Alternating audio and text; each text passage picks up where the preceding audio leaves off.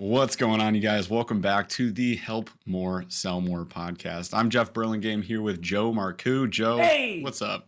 I'm just absolutely fantastic. You know that we're recording this on an evening on a morning where this evening I'm actually going to a hockey game, for an NHL game where I get to see some of the Ooh, best players on the ice, including even though I'm here in Winnipeg, the Washington Capitals are visiting, and I get to see Alex Ovechkin, who's probably one of the best hockey players of our generation. So I'm really excited to go see this guy skate. Although I don't want them to win, I'd love to see him score a goal because he's closing in on Wayne Gretzky's all time. So yeah, I'm excited. How about you? What's going on?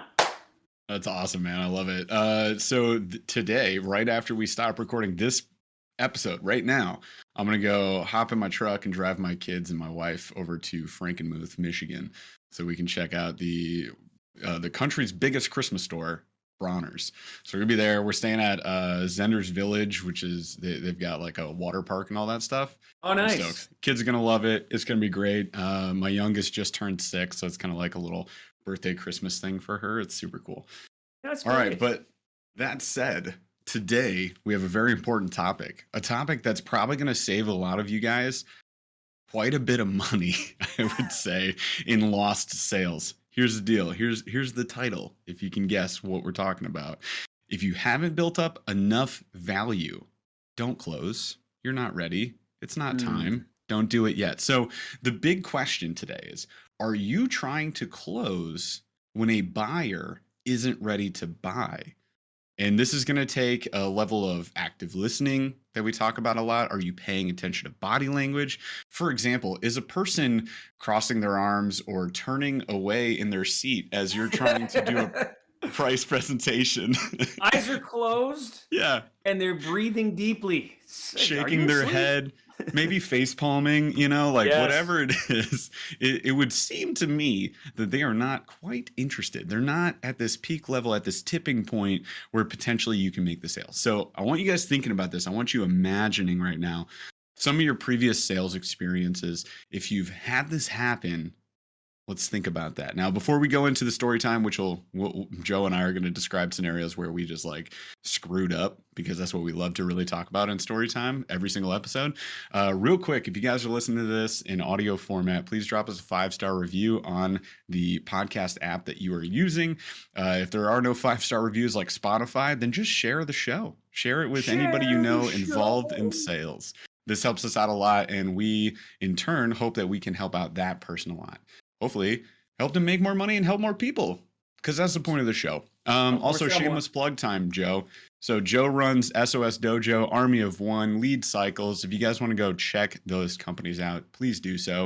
You can always book a free call for the SOS Dojo. If you want to jump into a group, we'll do a clarity call with you, and then you can jump into one of our awesome dojo sessions and get a good shot at that. And I'm telling you guys, there's been a bunch of free guests this week, just this week and last week, This right, week's Joe? been insane. It's been It's been a insane, and we've got blast. more coming. And thanks to I want to give a plug to Vince Del Monte for endorsing our program.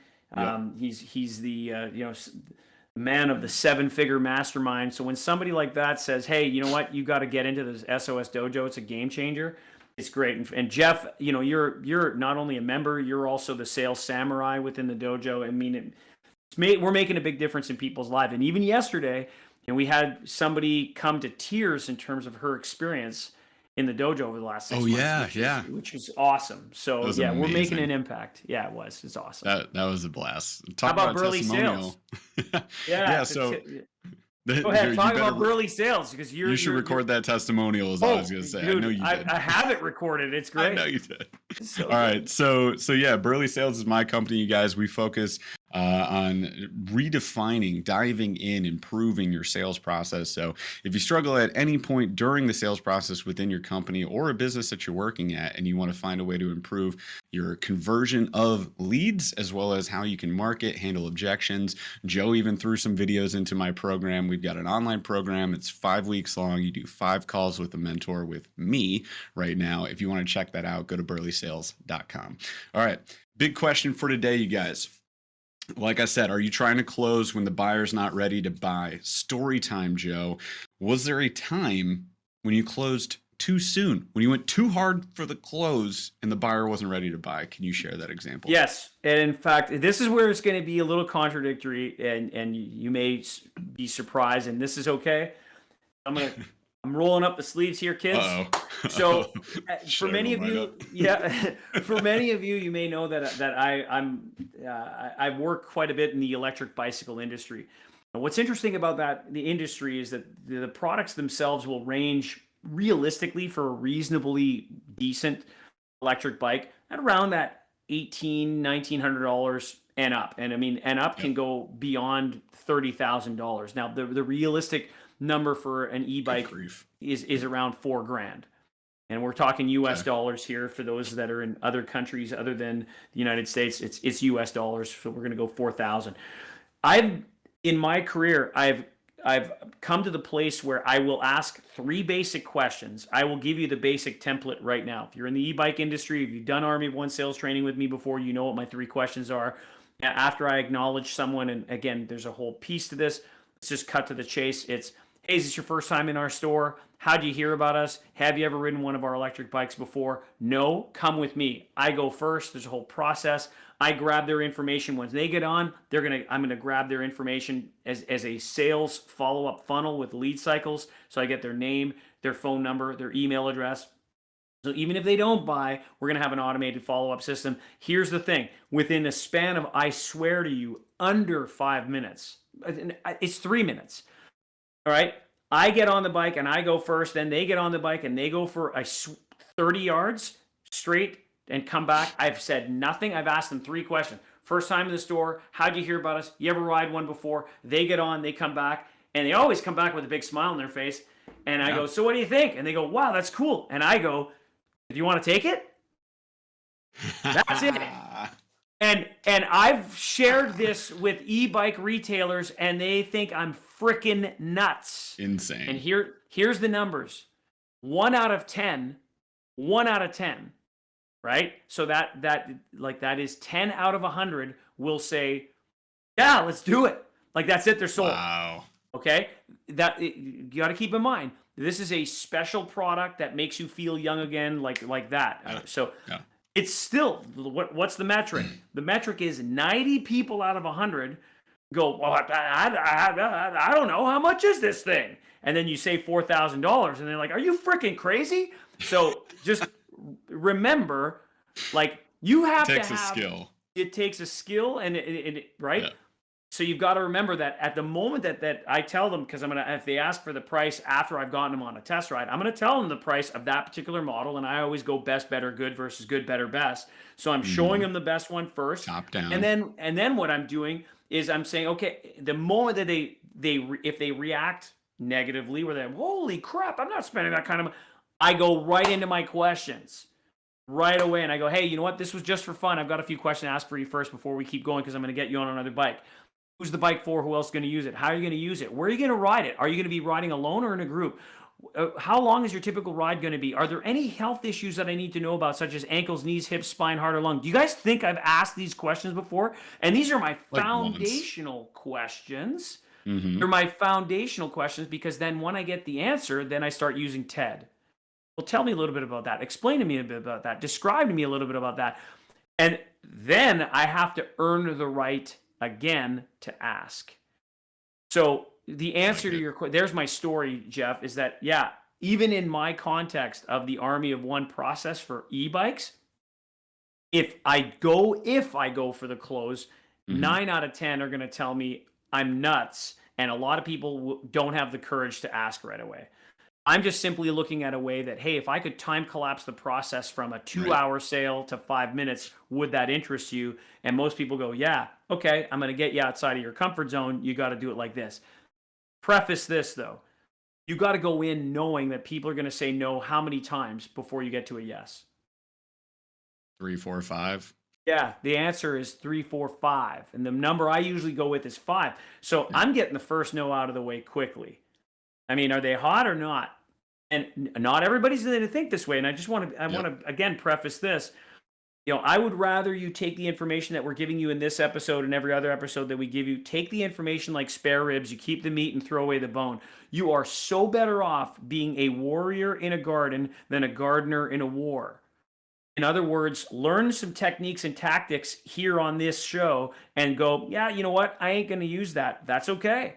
That's Yep. totally okay. I'm not suggesting that the way that I'm talking about it is the best way. I get metrics that show that it's a very good way.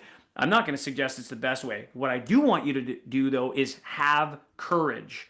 Because most people only ask once. And and the truth of the matter is, most people, as Tony Stark said in the Avengers, they ask nunts. In other words, they never ask, right? They just wait for the customer to say, I'll take it, as opposed to asking for it. And so, if it came down to it, my suggestion would be practice asking, Hmm. and it's okay to hear no. So that's my example, Jeff. I know that at 9 out of 10, I'm going to get the, oh my God, are you crazy? Yeah. Prefacing that I'm going to jump into my templated questions. How about you? Give us an So example. this is why I love this show, because you just wrote our next episode, which is how many times should you be asking for the close? Oh, yeah. This is how we do every episode, you guys. All right, so next episode, you can expect that coming. I love the point you're making, and I totally agree. And I'll say this for you guys out there listening. If you know yourself better than anyone else, if you know how you feel, if you're one to like break out into a cold sweat, start shaking in your boots if somebody says no to you, please don't do what Joe just said to do. If you are a confident person or you can have the courage, please do that, because you Yeah. definitely could time collapse. You could save yourself that time. Now, here's the thing. If you guys were in, I don't know, the SOS Dojo, you might earn that courage. You might Mm, ascend to that level where you could do this. And that's why you need programs like that. And you need to role play ultimately. So, like right now, if you are afraid of no, don't start with what Joe just said. Earn your way up to that. That is crucial when it comes to sales. Like, I don't believe anybody's a born salesperson. I feel that some people learn faster than others. True in education as with any sort of skill. It's a skill. It needs to be practiced. It needs to be pruned. It needs to be improved over time. And you can become an amazing salesperson, but you have to practice. And mhm. it's also one of those skills where it's like, if you stop the practice, you Oh, get God. rusty. Yeah, big time. You will not improve. You will get worse. It's true. So I'd encourage you guys right now, if you're hearing what Joe just said and you're like, what? There's no way I would ever do that. You should probably consider a program like the SOS Dojo. So again, a little shameless plug there, but you guys Thanks, need the man. practice. You need to do the Yep. work. I do it myself in the dojo, and I will tell you, the confidence, the conviction that you gain out of that practice is huge, and I'd say priceless. Like, it's going to earn you a ton of money. And Now, Jeff leads dojos. I mean, Jeff is a yeah. black belt and a sales samurai in the dojo. In fact, he's the only sales samurai in our group. And what that means is he's coaching black belts. He's not just coaching people that are starting off. He's doing both. So you get an opportunity to work with Jeff, like step into the dojo, come in for a free session, you'll see what we mean. So Jeff, what's the story that where you came in your career where you closed too early? Again, I gave you the example Yeah. where I knowingly am going in too early. That Yep. is like the statistic. Most people aren't going to bet on a 1 out of 10. I get that. Yeah. I mean, if you said, "Hey Joe, put money down on this bet. By the way, your odds of winning are 10%." I'm probably going to go, eh. However, the game that we're in, which is sales, it's a different game because you have more than one try. It's not like 3 strikes you're out. You can keep swinging the bat as many times as you want. That's the beauty of this. Yep. However, most people, like you just said, their emotional response when they hear no once is it's over and they quit. And that's the Hmm. worst thing you could do. And again, you have to build up that emotional resilience, that tolerance, that ability, that thicker skin. It's developed. You've said it like salespeople aren't born, right? A good salesperson is developed and is constantly Kaizen approach, continual never ending improvement. So, what's your story? I'm curious. When was there a time in your career where you came in for the close way too early? It was definitely early on in my career, and it was when I first started selling personal training. So last episode I talked about my 3-page script with the snowman. Yeah. Remember the Do worst you thing ever? wanna build a snowman? So I would go through this 3-page script falsely thinking, and this was again on the part of the guys that created the script. Like they said, if you just do the script, it works. And unfortunately, that wasn't true because it focused on what I say last episode, sciencing them in the face to the Yep. point where I personally believe the script was somewhat predatory in the way that it targeted a person's understanding and intelligence when it pertained to fitness. We were like on purpose trying to make them feel dumb. Like Jesus. that's how that script felt to me. To the point where I just changed it. You know, I was remotely managed. They weren't in the state. They were in Ohio, Maryland. Oh, I was in wow. Michigan. Okay. And they would just call me all the time. And I just started changing the script, man. I started deleting pages and stuff. I told you eventually it came down to a half page instead of 3 pages. I just made that. I was like, screw this script. This sucks. I started realizing it wasn't working. And I can't give you one exact scenario, but I can give you multiple examples in my head of doing that 3-page script, thinking I was good. Like, first couple weeks on the job, I'm like, done.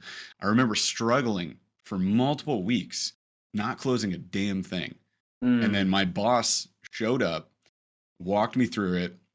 Well, one of my bosses, he was like the VP of the company, came in, showed me, went through it. Honestly, the only reason it worked after that for me was because he would say things like he believes in me, he would fluff my ego, and then I'd feel good and go out there. But that was like a temporary feeling.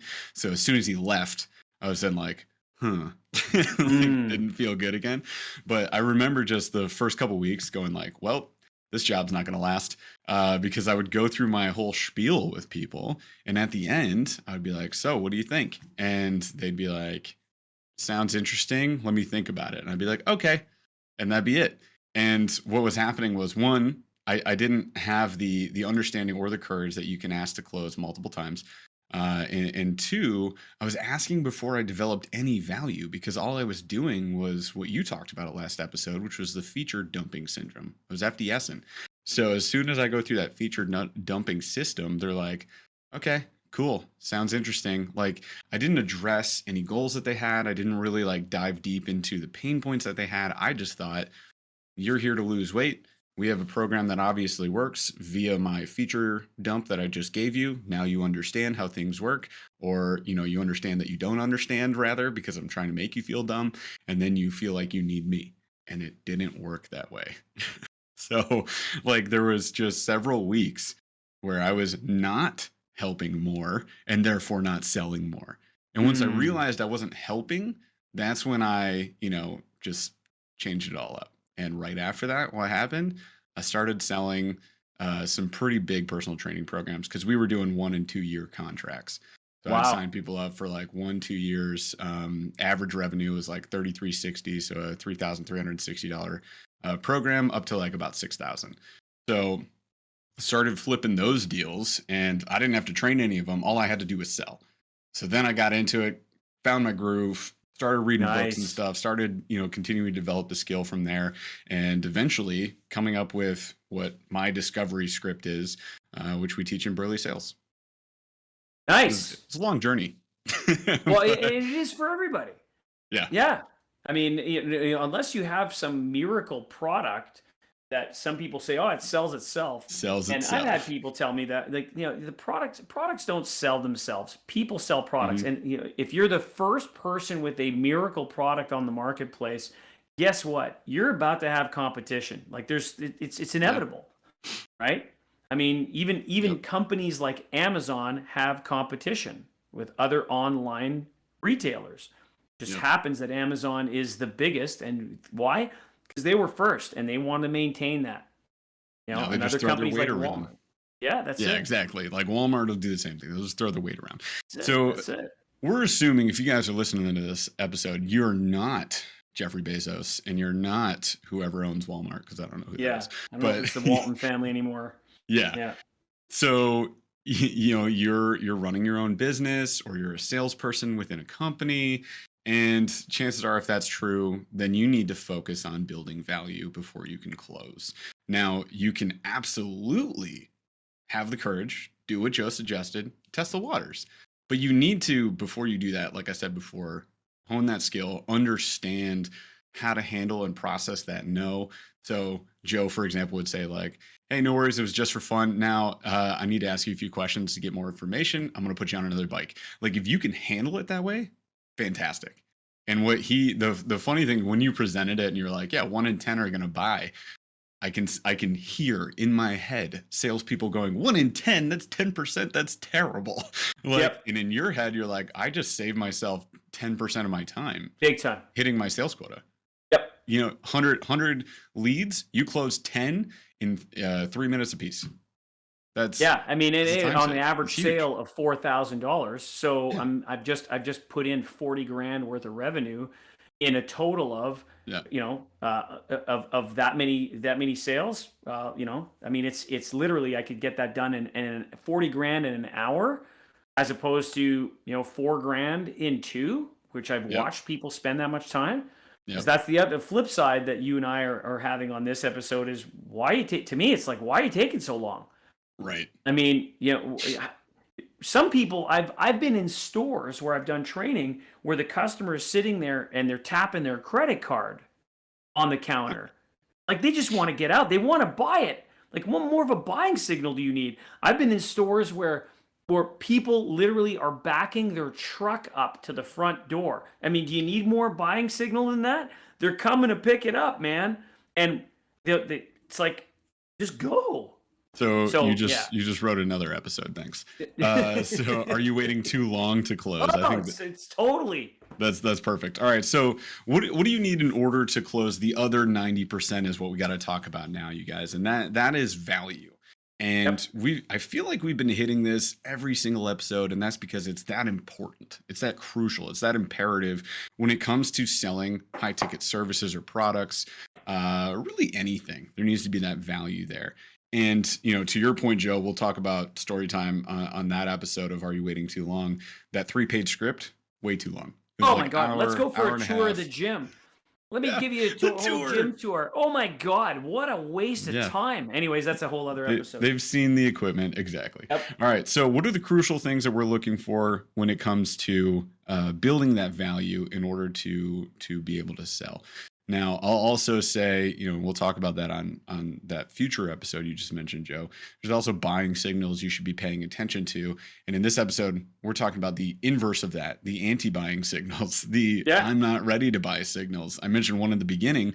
For example, if you're about to price present and you're like going, hey, here's our programs, and they're doing this and they're turning away. If you guys can't see me, I'm on video turning away. They're turning away from Joe here to the side, looking at the door. The shifty eyes, looking to the exit, like, looking all around, aware of your surroundings, tapping their feet, doing fidgety things, looking down, not looking at you, closing their eyes, face palming, just all around looking glazed over or not attentive. These are all signs that they're not interested. And you what's have a big one? missed something. A big one for me, Jeff, is when somebody takes a phone call. Ooh, that hurts Right? so You're in the bad. middle of a presentation, and then all of a Hang sudden they on. go, "Hang on a second," and they take the call, and then so suddenly you break everything in Yeah. terms of your flow. It's gone, Yep. and then they come back, and then And you're like, where were we? it's one thing if it happens once. If it happens twice, you're You're done. done. I mean, it's so. done. I mean, so you could preface this and you could frame it where you're sitting down with somebody, you're going to have a conversation with somebody, and just say, and I'll do this. I'll say, hey, you know what? I'm just going to turn my phone off because or I'm going to put it on. I'm doing it out of respect for them, and if the message is you should do it out of respect for me. This way I can get your full attention. You guys picking up on that hint? Yeah. Because otherwise, if they keep going, I got to take this call, then you can choose to fire the prospect. Be like, this isn't the right time. Because or it's not the right time for them. Mhm. Right? And we also frame the time, right? Like you and I do this, and we highly recommend it. You say, hey, so today's call should be about 15 minutes long. We're still good on that time, right? And they say yes. And you say, great, let's roll on. Yep. That way, if they try to break that time, you said, "Oh, I thought we were good on this time frame, whatever," right? Or you have them say, "Oh, I got an appointment, bye," and they skate before you can close. That's a problem because you're not going to get another chance. If you took it all the way to the finish line and then you didn't cross the finish line and then they have to leave, you're Yeah. done. They're not And coming there's back. and there's such a big difference by doing calls on, again, if you're doing a sales presentation over the phone or over Zoom, Right. as opposed to having somebody come to your place of business, or if you're going to their home or place of Yeah. business as well. I mean, when you're going to their territory, they're literally the boss. If they're coming into your place of business, mind you, if you're a retailer, you're literally in control. So, if you've been able to get an appointment generator, have somebody come into your place of business, you literally are holding all the cards. I mean, Yeah. it's really challenging for somebody to leave. So, again, keep that in mind. If you're doing coaching, online coaching, personal training, nutrition coaching, whatever kind of coaching you're doing, and you're listening to this episode, you want to frame your time, because otherwise the time vampire will take control, and then you'll Mhm. lose your whole calendar and daily agenda. And I would say plan ahead on your appointments too. Add an extra 15-minute, 30-minute buffer, depending on how long-winded you Smart. are. I'm long-winded, so I'll set aside an hour. If I get done in 30 minutes, great, bonus Perfect. time for me. But you never want to say, I can do it in 15, and then you're crunch way. time, you don't even have time to close. So Yeah. please give yourselves enough time. Please pay attention to anti-buying signals. So if you see an anti-buying signal, what do you need to do? What are the action steps? Well, you need, in order to close, the following. You need to have, what does this person want? How do we find that? We ask questions. So if you're seeing anti-buying signals, chances are you can do what? Go back to asking questions. Yeah, if Obviously, you you don't have enough. if you're getting no right off the hop, or you're coming in too hard and too early, take my example from the beginning of the episode, take it off the table. Yeah. Do what Jeff is a master at. Ask questions. Get the discovery process of your selling, whatever it is you're selling. I don't care if it's Mhm. product, service, programs. Ask questions. What questions are you asking?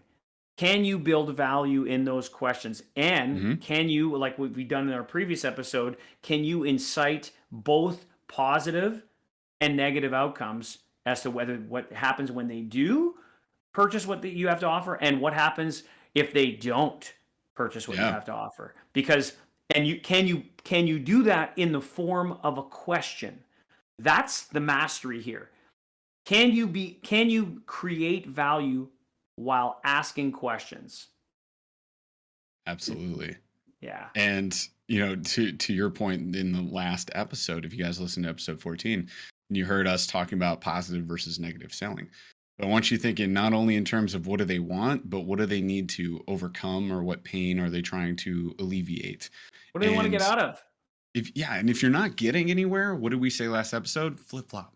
Go the other way. Try more Yeah. positive stuff. Try to flip to pain points instead. Try to build that dream versus nightmare, right? That's what Joe was talking about last episode. Switch it up. If you're stuck, switch it up. If you're stuck, you can always ask your way out of a situation like that, just so you guys know. You can always ask your way out of a situation like that. So start asking questions. And when in doubt, just hit the nail on the head. Hey, Mrs. Jones, it seems like you're a bit hesitant right now. Like this isn't really seeming to line up for you. I'm curious, what am I missing here? Or what else? What other information do you think you're looking for right now? Because you need to prioritize your time as well as theirs. You're wasting each other's time if you try to push through the sale and you're just going extra 15 minutes for no reason. Instead, if you recognize the anti-buying signals, stop. Yep. Just stop. Ask questions. If it's obviously not a good fit for them and they in their head are like already made up, like this sucks, I don't want it, I don't care, I don't want to listen to this guy anymore, why continue? Fire the client if they're not a good fit. You might be able to salvage it if you ask a few questions. I have an example here. I was selling personal training and I had a lady who came in begrudgingly. She was very grumpy to her appointment. She sat down with me. I powered through the first half of my appointment because that's where I was in my career. Just power through. Yep. So I'm powering through the appointment. She is literally turned away from me, legs crossed, not looking at me, looking at the cardio deck. So cardio deck, I'm talking ellipticals, bikes, treadmills. So Yeah. she's looking over at the cardio deck in the gym, not paying attention to me at all. I, a rookie salesperson, am just, okay, so what about this? Hey, just so you know, I draw my little snowman, right? You remember snowman. So we Yeah. start like Yeah. going through, hey, this is how we're going to lose this weight, blah, blah, blah. And then I look up for the first time in 5-10 minutes, and she's not paying attention to me. And I go, okay, this isn't going to work. So what I do is you can draw people's attention by in doing something, taking action of some sort. So I take my paper, my notepad, and I drop it on the desk. It makes a loud sound. She turns to me as a reaction. It's a reactive state. So she turns to me, and then I look at her and I say, Mrs. Jones, it doesn't seem to me like you're very interested in this program right now. If you don't mind me asking, what exactly am I missing here? And then she looks at me and she goes, well, it just doesn't sound like, something I need. I say, oh, okay. So obviously I've missed something here. Miss Jones, would you mind sharing with me what you feel you need? And then she shares me what she feels she needs. She said, I need a way to lose 10 pounds pretty quickly, but I've got bad knees, so I'm just going to do the elliptical. So now we're in this state where we need to educate a little bit. So I talked to her about, what the elliptical actually is going to do for her or not do for her. And then we get to asking more questions. So I go back to the questions. I say, okay, so be more specific with me. Like, how much weight are we looking to lose and why? So she goes into the 10 pounds. We start getting in. You guys see what happened? Like, we just got And back into engagement. You earned the right to ask that why question. This is another thing that salespeople make the mistake often. And a lot of people, how many of you have ever heard of somebody who says, I hate the idea of sales, right? Like Yep, almost a everybody. lot. Yep. Well, people will ask why way too early in the presentation. And notice I'm using the word presentation. A sales presentation isn't truly a presentation because a presentation is when you're telling. It's a sales process. And this process that Jeff just went through was asking a whole bunch of questions. And then he earned the right later on. He earned the right, ETR. He earned the right to ask why. You cannot ask why early on. Yeah. You can get to the why a little bit later because why questions, if you really think about it, they're really deep. They may say they may go on the surface. How do you think people feel when you ask them why? And it's very dangerous. So I really appreciate that you brought your process into play here, Jeff. And I know you kind of had the 30,000-foot view of it. I was paying attention to a lot of what you just did there. It is masterful. You guys have to go back and just listen to the last 5 minutes of Jeff's talking there because there's a lot of gold that he dropped without telling you what he dropped. It was very good. So moral of that story, she bought personal training. Yeah. She bought a 1-year contract for $2,000. Nice. And that was $2,000 I absolutely would not have had. And it's a year's worth of training this lady would not have had, which means she wouldn't have achieved her goals. She would have been on the elliptical. And just so you guys know, hitting the elliptical for 45 minutes a day, it does essentially nothing.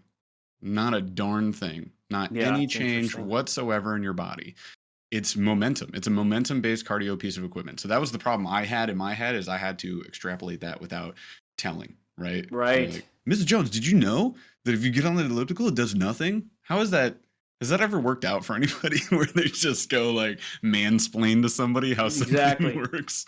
No, it'd be more along let's go along the lines with if there was a way for us to be able to show you where you could effectively burn more body fat not just during exercise, but also in your sleep without putting any pressure on those knees of yours that you mentioned earlier.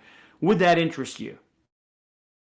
Like, okay. That's amazing. Now I'm curious. Okay, let's talk about it. And then so incite that curiosity. Of course. Because she wasn't curious at first. She didn't care. She didn't give a shoot what I was talking about. So I had to like get that curiosity back. So yeah, there's an example for you guys. Maybe you've got a similar example in your own lives and your own sales experience. And I'm sure you do. We all do. We've all been there. You just need to re-engage. Sometimes just completely restart and sometimes fire the person if it's just obviously not a good fit. Now, again, just crucial parts for you guys to have if you're going to close. This is my internal checklist that I want you guys to go through. I have to have either or both here, but what do they want? And that needs to be a SMART goal. We've talked about that before: specific, measurable, attainable, realistic, timely goal. If it's just lose 10 pounds, terrible goal.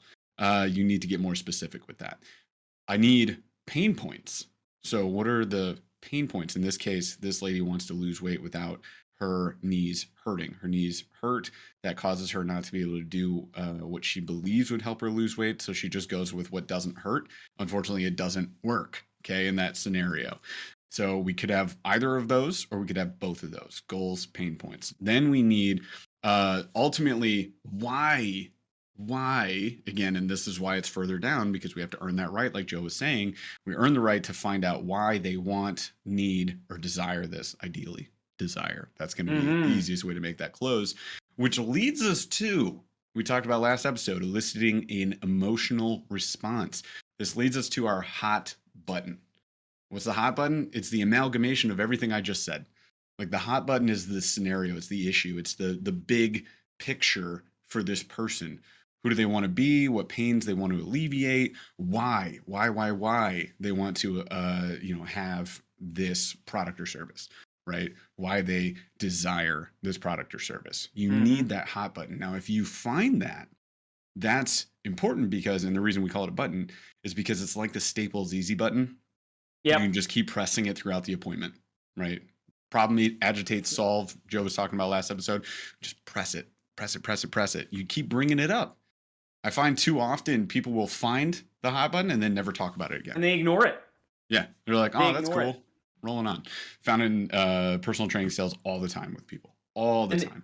The other thing that you want to add to this, to be able to add more value, we want to create value. Keep in mind, what is your energy like while you are discussing and you're asking questions? Are you paying attention? Are you actively listening and letting them know? Are you giving them the audible cues? We have some members in the dojo that are awesome about this, and even in your group, Jeff, you think of Kat with the way that she just just those, and I'm paying attention, I'm listening. Right? Is your energy on point? Are you having fun, and or do you care? Right? The whole thing behind help more, sell more is you're showing care. So you're asking those insightful questions. A couple other things that you might want to consider too is, whatever the product or service or program that you have to offer, what are your big, call them your selling points, your outcomes that you know you can deliver on? Make sure that you have them at the ready. And then, what are the typical pain points that your clients or your customers would be dealing with? If you know what questions to get to that lead you to those pain points, using the right language, and that's why the power of words is so important, and then being able to pepper in the form of a question of your outcome goals, in that the value will go up in terms of what you have to offer. And as this whole thing is about the value proposition, when the value is high, people buy. When the value is high, people buy. When the value is low, they say no. So if you go in, I just made that one up on the fly, bro. I love it. Yeah. And yet it's so true, right? You could have the exact same product, and yet if you have somebody who's got great energy, asks the right questions, and uses the right language and listens, they can incite value. It could be literally apples to apples. The better salesperson will win, hands down, 100% of the time. And by the way, they will ask more than once if they have to. Oh, yeah. And we're going to hit that on a future episode. I want to close on this note, you guys. What Joe just said there, I think, is crucial. If you have very similar outcomes, if you have a client avatar, in fact, and if you don't, figure out what your client avatar is, because you do. There is an avatar, I promise you. Dig in, ask questions. Who buys from me? Male, female, both? What age range? Do they work? Do they not work? Are they parents? Are they not parents? What do they look for? What problems do they typically have? What are their problems with my industry? What are their struggles within my industry? And if you can paint that picture, you can essentially draw the map. And if you know the map, if you know where you need to go with every sales appointment, if you know the desired outcomes that you have, you can just have a map rather than Oh trying yeah. to figure your way out every single sales appointment from point A to point B. Where do I want to go? I don't know. We'll figure it out. We'll go with the flow of the conversation. Now, don't get me wrong. Some people are great at that, and they can just go with the flow and figure it out and make the sale. I'd rather have the map drawn out. And then when I know what the outcome is that I need in order to make this sale, then I can build this backwards and just figure out what the questions are I need to ask to get to that Yeah. outcome. That's Yeah. huge. The other thing you mentioned, just to Love it. close on here, would be the care. How do you show care? What is your body language? We're talking empathy here, people. If you show through empathy that you are seeing what this person is going through, that you're appreciating how they feel, that makes a huge difference. If you just go, like my personal training guys would be like, you want this 10 pounds? Awesome. Yeah, we can definitely do that for you. All right, cool. What else you want? You know, there's 5% body fat? All right, cool. Yeah. You're looking for some definition? Yeah, we can do that. Oh Okay, cool. God, shoot me. Instead of that, it's like, tell me, have you had a time in your life where you were at this weight that you're looking for right now? What did that feel Mm, like? You know, and they mm, said, wow, I had self-confidence. I felt so good. Oh my gosh. Okay. Okay. Like that, I'm leaning in. yeah, I am showing emotion through my eyes, through my face, through my body language, that I hear them, that I care about this outcome for them. yeah. Have you guys Love ever it. cried with a client before? Oh, Like, I'm gonna you I'm gonna know put it. it out there. Big time. It's yeah. You know, Awesome. I would say like most people will not want to say that they have, but I have. You have. Like sometimes they bring up such a serious situation, such a just crazy experience that they had, or just depression, like lack of self Yeah. confidence, how it's had a negative impact on their lives, or the positive side too. It's like, how would you feel, Mrs. Jones, if you were able to lift your 6-year-old up over your head again? Mm, In like just Niagara Falls. Okay. yeah. No kidding. Yeah. So that's the emotional response that we want to elicit, y'all.